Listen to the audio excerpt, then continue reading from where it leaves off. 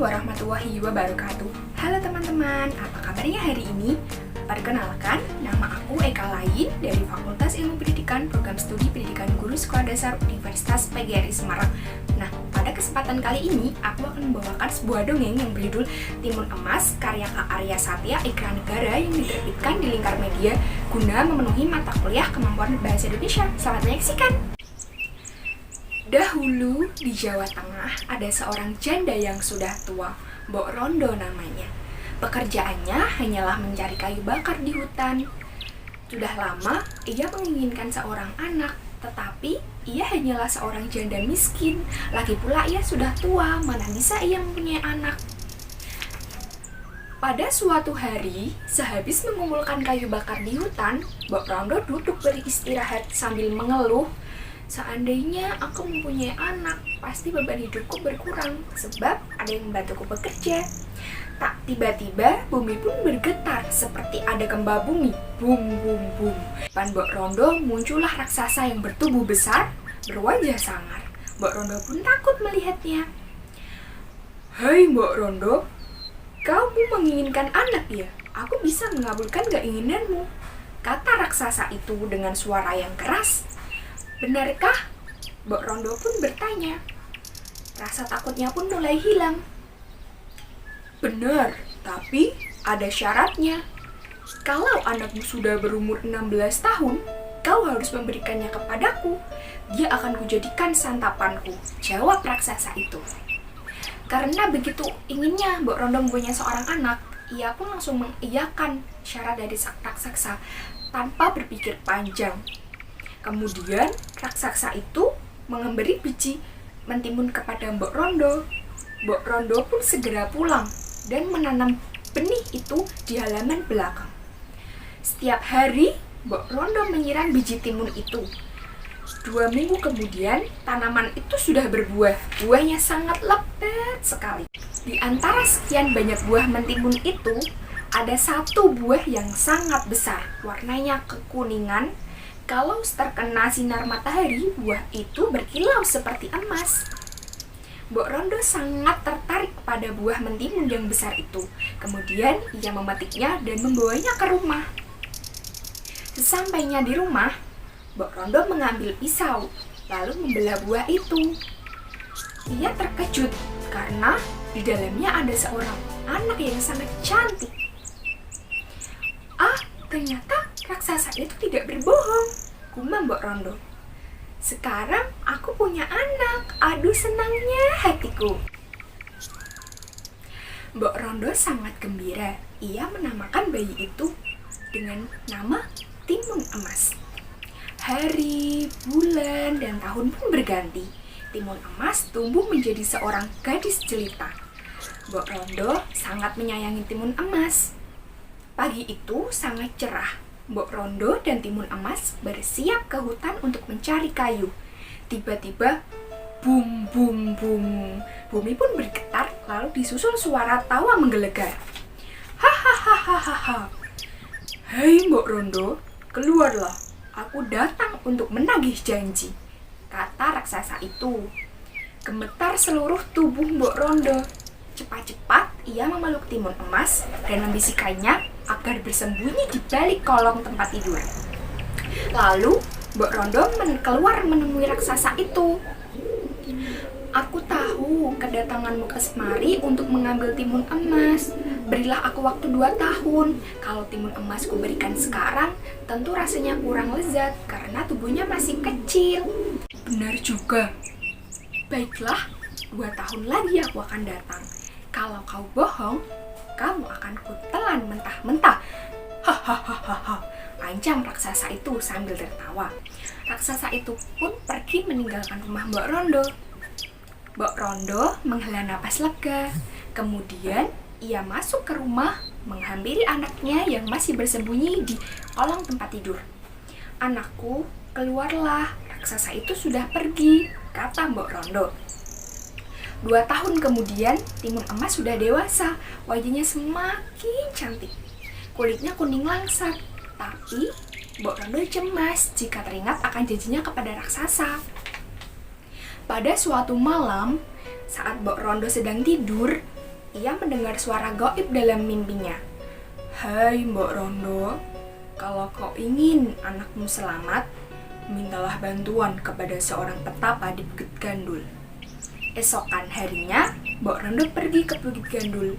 Di sana, ia bertemu dengan seorang petapa. Petapa itu memberikan 4 bungkusan kecil.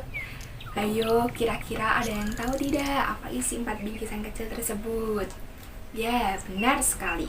Isinya biji mentimun, jarum, garam, dan terasi. Mbok Rondo pun menerimanya dengan rasa heran. Kemudian, petapa itu menerangkan khasiat dari benda-benda itu. Sesampainya di rumah, ia menceritakan perihal pemberian petapa itu kepada timun emas. "Anakku, mulai saat ini kamu tidak perlu cemas. Kamu tidak perlu takut kepada raksasa itu, sebab kamu sudah memiliki penangkalnya. Berdoalah selalu kepada Tuhan, semoga ia menyelamatkanmu," kata Mbok Rondo.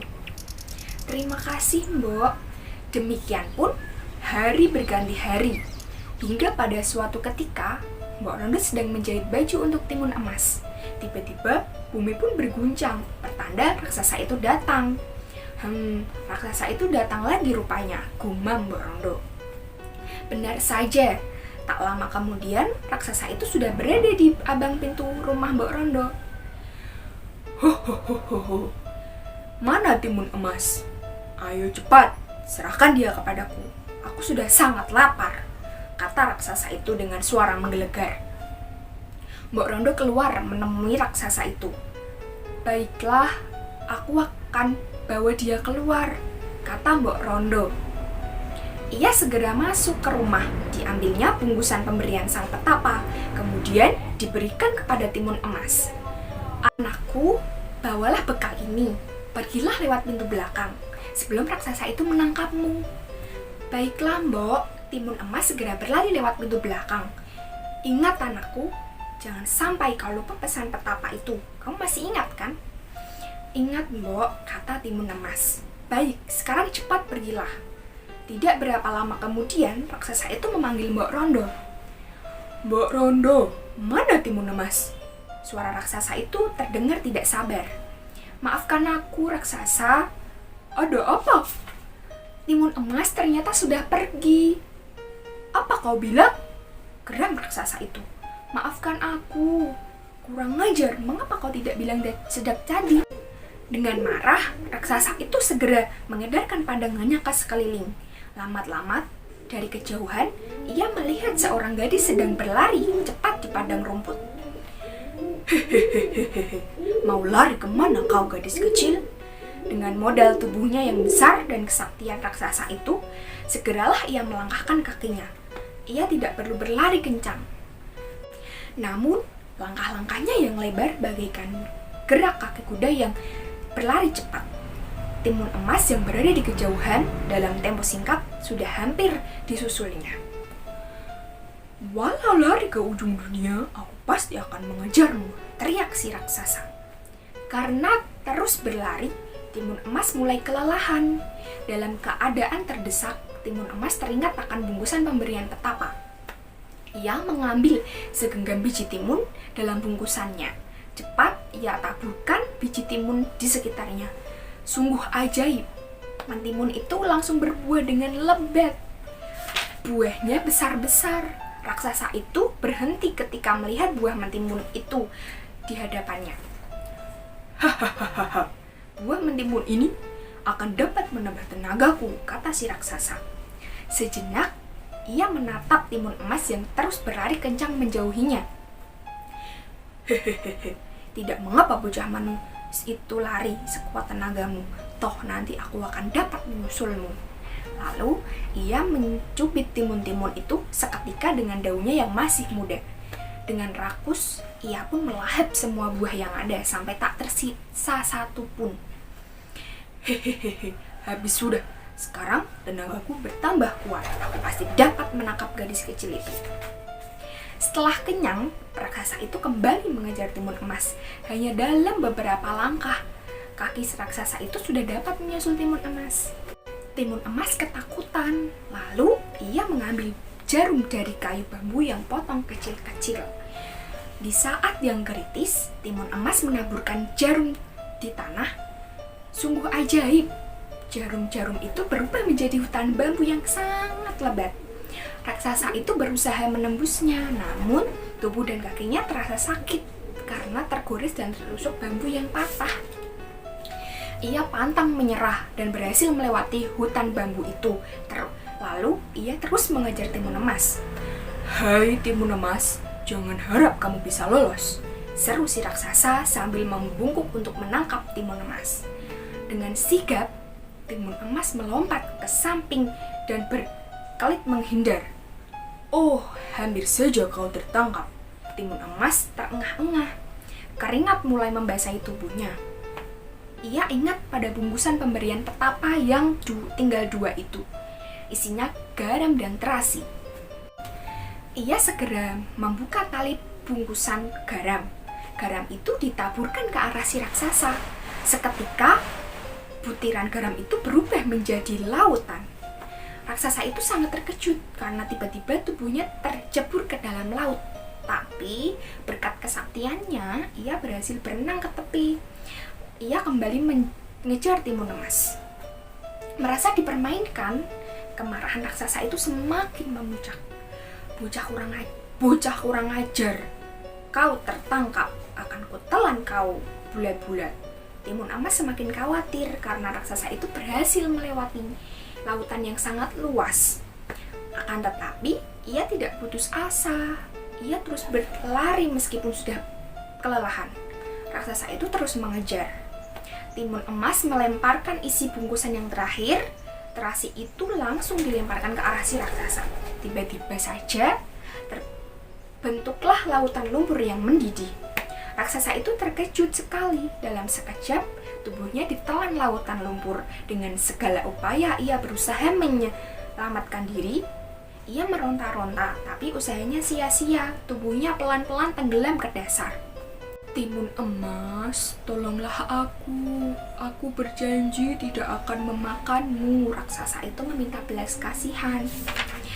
Tapi, lumpur panas itu menelan tubuh raksasa. Kini, Timun Emas bisa bernafas lega karena selamat dari bahaya maut. Ia segera berjalan ke arah rumahnya. Di kejauhan nampak Mbok Rondo berlari ke arah Timun Emas. Kiranya wanita itu mengkhawatirkan keselamatan anaknya. "Syukurlah anakku, ternyata Tuhan masih melindungimu." Mbok Rondo setelah keduanya saling mendekat, mereka berpelukan dengan rasa bahagia. Nah, dari kisah Timun Emas tadi, kira-kira pelajaran apa ya yang dapat kita petik? Jadi, pelajaran yang dapat kita petik dari kisah Timun Emas tadi, kejahatan sejahat apapun seperti yang dilakukan raksasa pasti akan mendatangkan celaka bagi dirinya. Tetapi kita bisa lihat, dengan kerja keras, usaha, dan rasa percaya diri pasti akan bisa mengalahkan segala rintangan yang menghadang. Sekian, terima kasih dari saya. Apabila ada salah kata, mohon dimaafkan. Sekian, wassalamualaikum warahmatullahi wabarakatuh. Sampai berjumpa.